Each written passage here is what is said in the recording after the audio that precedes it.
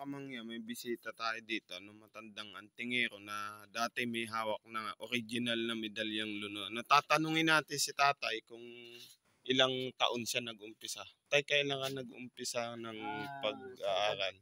Sa edad kong 24, nagsimula akong tumuklas ng mga hiwaga tungkol din sa mga kalikasan, sa mga medalya, na tinitisting ko ng live sa tao, sa sarili ko, sa hayop. At ako po ay nakapagpabaril na ng gamit na ang aking pong gamit ay Infinito di Diyos. Yan. Pero dati kayo may hawak talaga kayong original na luno.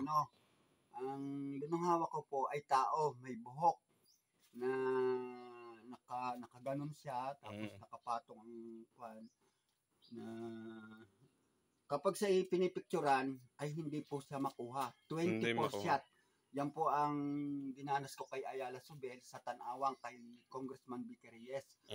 Na nung nakapasa pa sa 24 shot na hindi makunan, ay tinawadan po ng 2 milyon. Ang ginawa po ng bodyguard ni Vicky Reyes na si Victor Mabuyo ay ginawang 3. Kaya umatras si Subel dahil yun lang daw ang pera nila.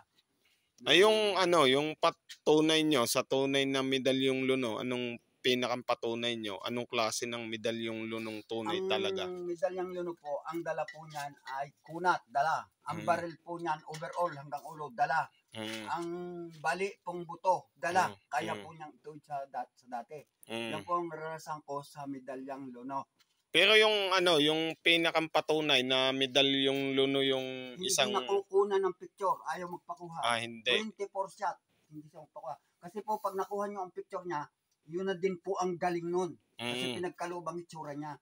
Kaya wala pong nakakuha na itsura nung... Ay, yung sinasabi nilang kahit gawin mong sampayay pwede. Yung pong aking yun, banatin mo na. Talagang wala pong lunduan yun. Walang hangganan. Walang hangganan yun. Kumbaga kahit ibalot sa katawan, buo pag uli. Pag nilaglag nyo sa platong lusa, nalagitik. Pero wala siyang bakit nalagitik? Ikalambot naman. Malambot. Yan. Yun po. Ayun. Yun ang original na medalyong luno. 10 taon yan sa akin.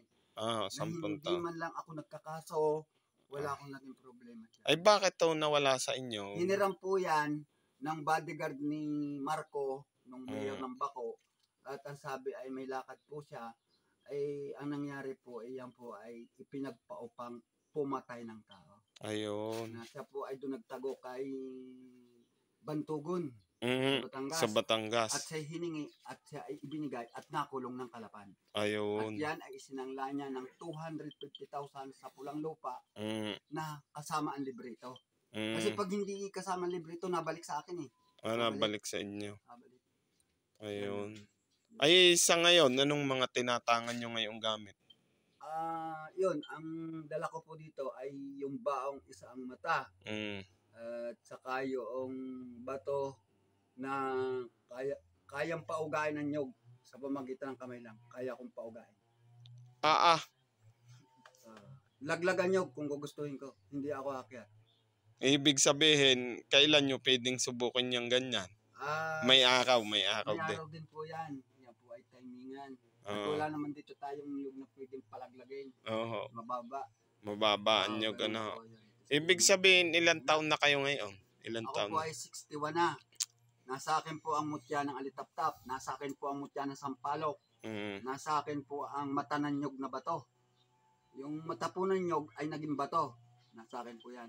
Ang bala po bago dumating, pwede hong maging putik. Pwede hong lumaglag sa harap ko. Ibig sabihin, willing naman kayong ipakita o hindi? Pwede naman. Pwede yung naman. Isang baong mata, narito.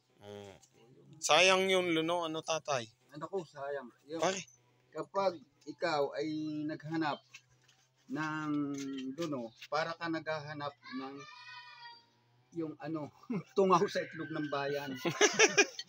Pinakamahirap hanapin yan. Kumbaga parang naghahanap ng nawawalang tao. Yan, isang mata yan. Isang mata nga ho yan. Ayan Ito, ang kasama ho nito ay yung tibo ng pagi, yung nalipad sa dagat. Ang sino mang mamamakas na nagdakaw at dito mo tinaktakan mo, kabukasan ng tao, pilay. Alam mo na kung sino nagdakaw. Magagamit. Dito pinagdadaan yun. Yun namang tibo ng pagi, pag hinuli mo sa dagat, buhay, alpasan mo. kukunin mo yung tinik. At pag namakas diyan na magnanakaw, taktakan mo. Kabukasan, pilay. Kung malapit ang bahay, kilala mo na siya. Yun ang Ayan, dinadala nito. kape ho, kape.